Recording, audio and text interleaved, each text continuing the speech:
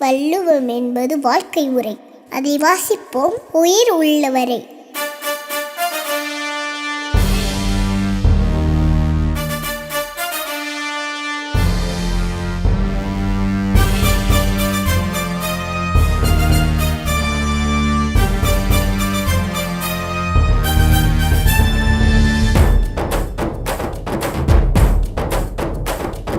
வள்ளுவம் என்பது வாழ்க்கை முறை. அதை வாசிப்போம் உயிர் உள்ளவரை. வள்ளுவன் எழுத்து உயிரெழுத்து, அது வாழ்வை மாற்றும் மெய் எழுத்து. வள்ளுவம் என்பது வாழ்க்கை முறை. அதை வாசிப்போம் உயிர் உள்ளவரை. வள்ளுவன் எழுத்து உயிரெழுத்து, அது வாழ்வை மாற்றும் மெய் எழுத்து. காலங்கள் மாறும், காட்சிகள் மாறும், குரலின் புகழும் மாறாது. மதங்களை கடந்து இனங்களை கடந்து மானுடம் போற்றும் இலக்கியம் இதுவே. ஏழு மலை தாண்டி ஏழு கடல் தாண்டி வாழும் மானிடக்கும் வழிகாட்டும் குரல் உலகம் முழுமைக்கும் ஒளியூட்டும்.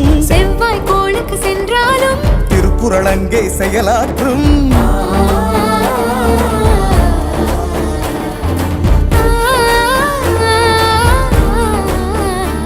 தமிழின் மூத்த இலக்கியத்தில் இதுவும் ஒன்று. மனிதன் காத்த இலக்கியத்தில் இதுவே நன்று. குடியாட்சி கால தேவைகளை முடியாட்சி பொழுதில் முழங்கிய குரலே.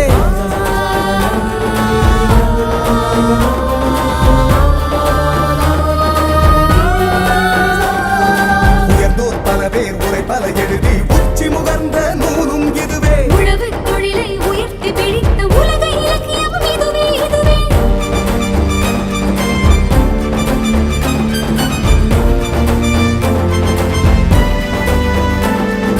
வேளாண்மை முதல் மேலாண்மை வரை இதில் சொல்லாத கருத்தேதும் இல்லை இல்லை. உலகில் இது செல்லாத இடம் ஏதும் இல்லை இல்லை.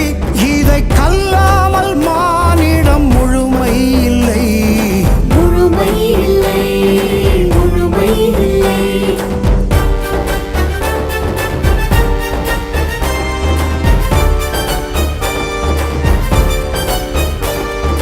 தத்துவம் உண்டு, மருத்துவம் உண்டு, தரணியாளும் அரசருக்கெல்லாம் தனித்துவமான அறிவுரை உண்டு.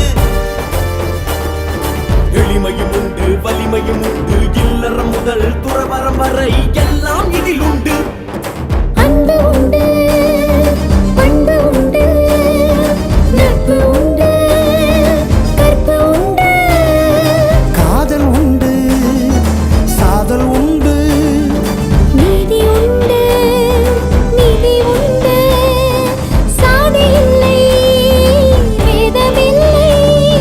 கல்வி உண்டு, கேள்வி உண்டு, நல்லுளவியல் சிந்தனை உண்டு உண்டு.